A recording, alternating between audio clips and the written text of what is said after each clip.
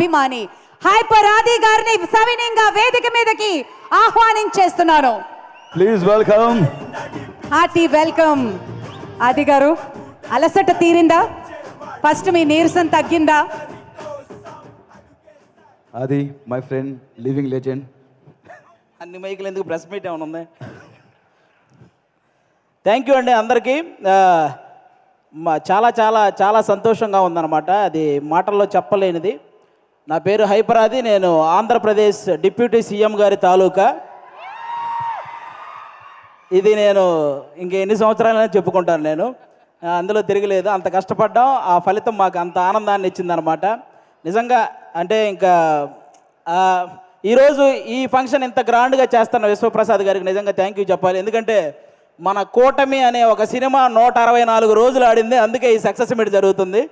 కాబట్టి ఈ సక్సెస్ మీట్కి వచ్చిన మీ అందరికీ కూడా థ్యాంక్ యూ సో మచ్. అంటే ఒక కొడుకు తను సంపాదించిన మొదటి సంపాదన వాళ్ళ తల్లికి ఒక చీర ఇచ్చినప్పుడు ఆ తల్లి కళ్ళల్లో ఎంత ఆనందం అయితే కనపడుతుందో, అలాగే అదే కొడుకు ఎదిగి తను కొనుక్కున్న బైక్ మీద తన తండ్రిని కూర్చోబెట్టుకున్నప్పుడు ఆ తండ్రి కళ్ళల్లో ఎంత ఆనందం అయితే కనపడుతుందో, పవన్ కళ్యాణ్ గారు గెలిచినప్పుడు ప్రతి జన సైనికుడి కళ్ళల్లో అలాంటి ఆనందాన్ని నేను చూశాను. నిజంగా అలాంటి ఆనందాన్ని నేను చూశాను. ఎందుకంటే ఆల్మోస్ట్ 10 సంవత్సరాల నుంచి జనసేనకు సంబంధించి ఏదైనా మీటింగ్ జరుగుతున్నప్పుడు చాలామంది కింద నుంచి సీఎం అని అరుస్తుంటే కొంతమంది అనేవాళ్ళు, ముందు మీ వాడిని ఎమ్మెల్యే అవ్వమను అప్పుడు చూద్దాం అనేవాళ్ళు. బాబు మీ అందరికీ చెప్తున్నా, 21 చోట్ల నిలబడితే 21 మంది ఎమ్మెల్యేలని కొట్టాడు, 2 ఎంపీలు కొట్టాడు. ఇప్పుడు మాట్లాడండి ఎవరైనా, ఆంధ్రప్రదేశ్కి డిప్యూటీ సీఎం, మరి ఇంకెంతకంటే ఏం చెప్పాలి? వాళ్ళందరికీ ఈరోజు చెప్తున్నాను, రాజకీయం అనేది బ్రతికి ఉన్నంతకాలం పవన్ కళ్యాణ్ అనే పేరు వినబడుతూనే ఉంటుంది. అలాంటి సక్సెస్ని మీరు ఈరోజు చూశారు. నాకు తెలిసి 10వ తరగతి సోషల్ బుక్లో మీరందరూ చరిత్రల గురించి చదువుతుంటారు, చాలామంది రాజుల చరిత్ర. వాళ్ళందరికీ ఏమాత్రం తీసిపోని చరిత్ర ఈరోజు పవన్ కళ్యాణ్ గారిది. ఆ రాజుల కాలంలో వాళ్ళు చేసిన యుద్ధాలు, లేకపోతే కుర్చీల కోసం కొట్లాట, చావులు ఇవి మాత్రమే ఉంటాయి. కానీ మన పవన్ కళ్యాణ్ గారి చరిత్రలో త్యాగాలు, సహాయాలు ఇవి ఉంటాయి. ఇలాంటి నాయకుడి గురించి ప్రతి ఒక్కరూ మాట్లాడుకోవాలి, ప్రతి ఒక్కరూ ఆయన్ని ఇన్స్పిరేషన్గా తీసుకోవాలని మనస్ఫూర్తిగా కోరుకుంటున్నాను.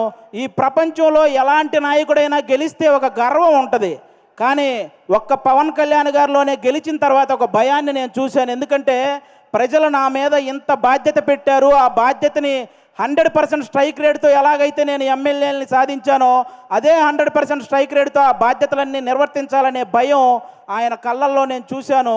అలాంటి నాయకుడు మనకు దొరికినందుకు నిజంగా మనం అదృష్టంగా భావించాలి.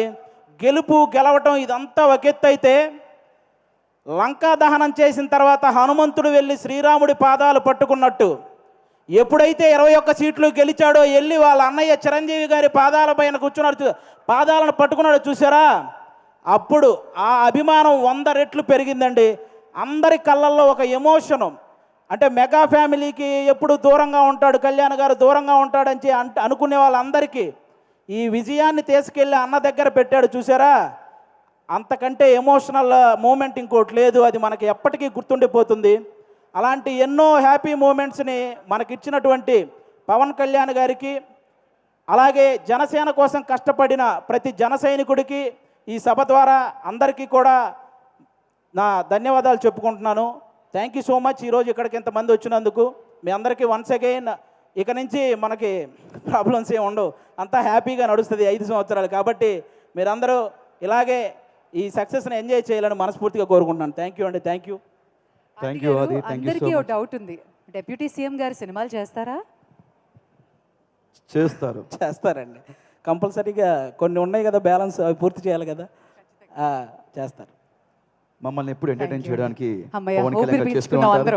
Thank you very much.